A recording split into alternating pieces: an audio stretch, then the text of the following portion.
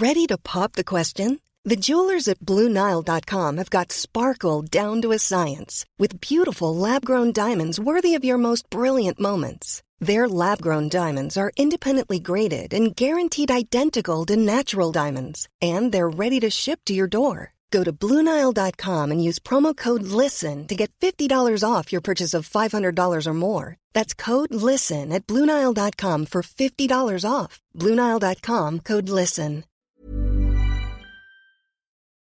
Many people think, oh, it's too hard, I'm never going to save enough money, I won't bother. And so the advice I frequently give to younger people is start straight away. That's John Cowling, the CEO of the Australian Shareholders Association, and I'm Phil Muscatillo. Welcome to this bonus episode of Shares for Beginners. I've mentioned the association many times on this podcast and the great work that they do. I'm a member, and I strongly suggest that you join too. It's $130 a year for online-only membership, which is a bargain. And as you'll hear from John, it works for the interests of individual shareholders like you and me. And now, here's John.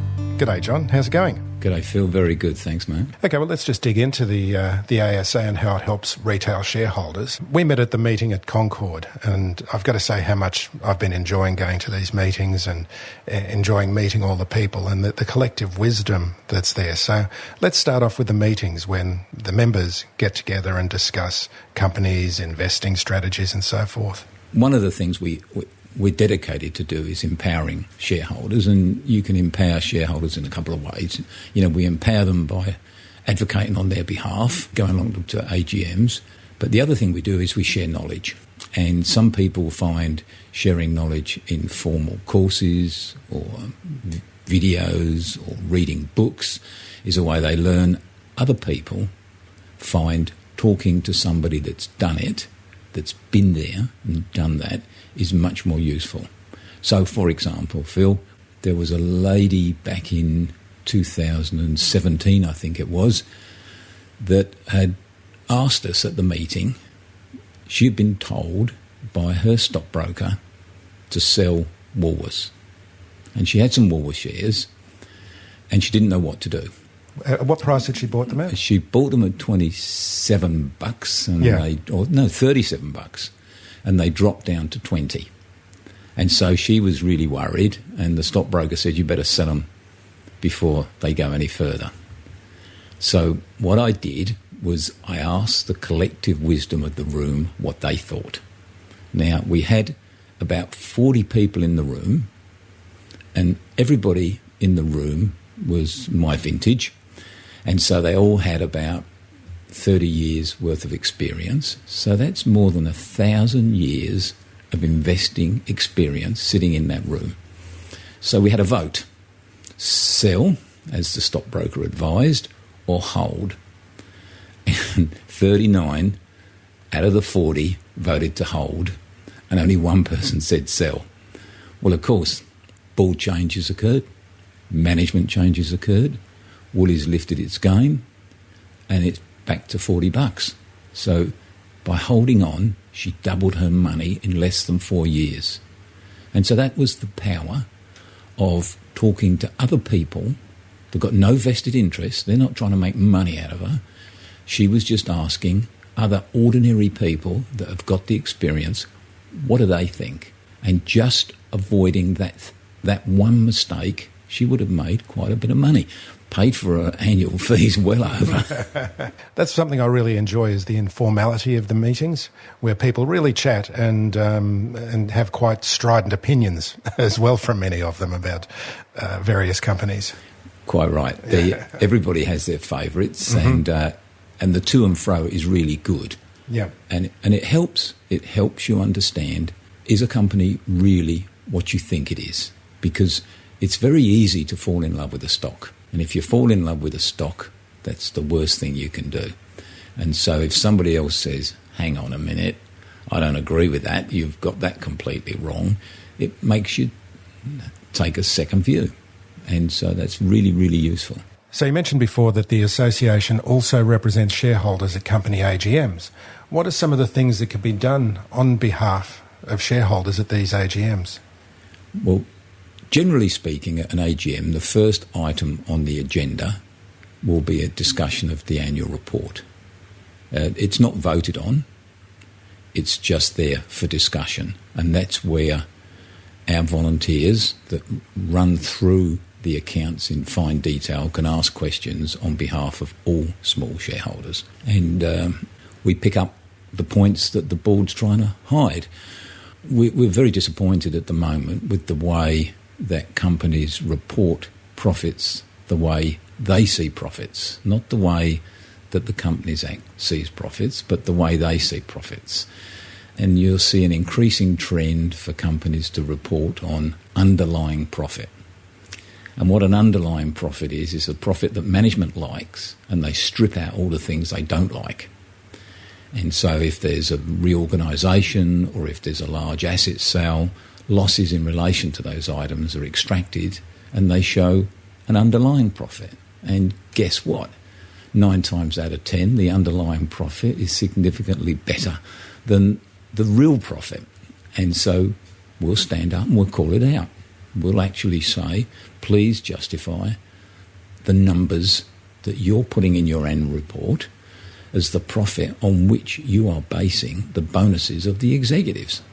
And that's the other thing that is worth voting on, and the association does get involved with, is remuneration packages. That's one of the biggest things that I've noticed you take a keen interest in. Yes, well, as you know, the Warren Buffett's mate, Charlie Munger, he says, if you show me an incentive, I'll show you behaviour.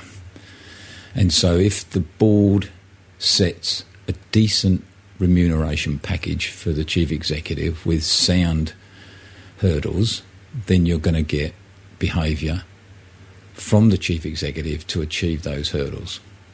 If you get hurdles that are just driven by sales volume, then you're going to get companies chasing sales volume, not profit. So the construction of the remuneration package of the chief executive is one of the most important things because it's what drives the whole company's behaviour. And we've seen, I'm sorry to say this, but we've seen the remuneration packages in the banks in particular set towards profitability rather than customer service. And we've seen what's happened to customer service. We all know what it's like to stand in queues at banks or wait on the telephone to get somebody to answer you. It's because the whole organisation has been driven by a remuneration system based on profits rather than customers. Well, it went too far, and now they're all retreating from that type of approach and are putting more softer KPIs, customer focus KPIs for the senior executives to follow. So hopefully we will see the behaviour of the banks and other financial institutions change as the chief executives are pursuing their bonuses, but their bonuses are based upon a much broader and wider set of parameters rather than just the profit. I want to speak about proxy harvesting. This is something that the association does in terms of keeping companies to account. Can you explain what this is?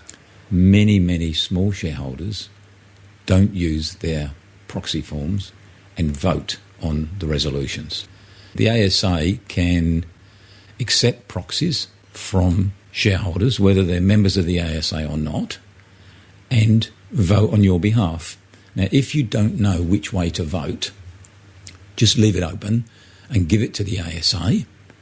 And we are frequently in the top 10 shareholder groups at an annual general meeting voting on a resolution. And you can bet your life, whatever way we're going to vote is in the best interests of small shareholders, not necessarily the best interests of management or the board. So drawing on the thousands of years of members' experience, what advice can you give to people starting their investing journey? Phil, the most important thing about a journey, as Mr. Confucius says, is you take your first step. And many people think, oh, it's too hard, I'm never going to save enough money, I won't bother. And so the advice I frequently give to younger people is start straight away. Even if you only save $20 a week, open a bank account and put $20 a week every week into that bank account. And once you get to $500, go and buy a parcel of shares. Now, you can buy BHP or CSL or CBA, whatever you like, but buy a top company and just buy $500 worth and keep saving. And $20 a week, what's that? 4 cups of coffee, 5 cups of coffee. It's not so hard. And after 5 years, and I know 5 years seems a long time if you're a young person, but after 5 years you'll have 10 parcels of the best shares in Australia, probably worth double what you originally paid. Now, that makes you feel good, that you've got 10 parcels, and if you keep saving in the same way, just $20 a week, by the time you get to my age, you'll have $280,000 worth of shares. And it's a staggering number, and $20 a week is nothing, but people don't do it. I can't understand why they don't do it. Peer pressure's a big thing, and I know that young people, I see it all the time when I'm on the train or on the bus, that people are listening to the AirPods, they're listening, and I thought about that, and I see so many young people with AirPods, and they're $300 a pair, compared to the earphones that I use, which are $30 a pair. Now, that's $300. If instead of buying them, you bought a parcel of shares, $300 worth of shares, and it just grows at the same rate that shares have grown over the last 40 years. So last year they were up 20%, the year before that were up nothing. So over the 2 years you're on average up 10%. Well, if it just keeps growing like that, in 40 years' time, the $300 will be over $6,500. That's a $6,500 set of earphones. I just wanted to dig in a little bit here because it was funny. Just last night I've been reading a biography of Warren Buffett and how he doesn't like the measure of EBITDA, which is, if you could explain what EBITDA is and how that disguises so many sins. Yes, well, as you know, the profit from which dividends are paid is a profit after you've paid tax, after you've paid interest, after you've paid depreciation. But EBITDA is before all of those items. So it's the profit before you replenish your assets, which is depreciation. A company must use its depreciation to keep its assets fresh. And if it doesn't, it's degrading its asset base. It's got to pay interest to the banks. It's borrowing money, it's got to pay interest. And of course, it's got to pay tax. We, small shareholders, have all paid tax, most of us, all of our lives, on our salaries. And it's not fair that many companies organise their affairs so they don't pay tax. So they're in our community, selling products in our community, but they're not paying the right amount of tax. We don't like that. We prefer companies to do the right thing and pay their tax. And so EBITDA is, it's similar to cash flow, but you've got to keep your assets going, you've got to keep your bankers happy, and you've got to keep the government happy and pay the right amount of tax. That's interesting. I mean, in the world of red meat capitalism, you'd think that minimising your tax would be a good thing. No, I mean, corporations are part of our society. Yeah. If you've got a mate that you go drinking down the pub with and he's gloating all the time, he's not paying any tax, are you going to think that's a good bloke? I don't think so. I think somebody that pays their fair share, we all live in this society, so we all need to pay our part of providing the money the government needs to keep our society a happy place.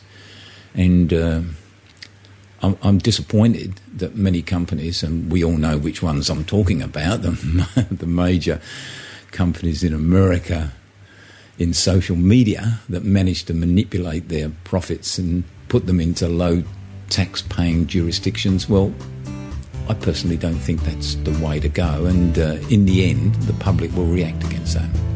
John Cowling, thank you very much for coming and joining us. Thanks, Phil. Shares for Beginners is for information and educational purposes only. It isn't financial advice, and you shouldn't buy or sell any investments based on what you've heard here. Any opinion or commentary is the view of the speaker only, not Shares for Beginners. This podcast doesn't replace professional advice regarding your personal financial needs, circumstances, or current situation. Thanks to Christopher Soulos for music production with that special Greekalicious flavour. Remember, music always flows, even when the money won't.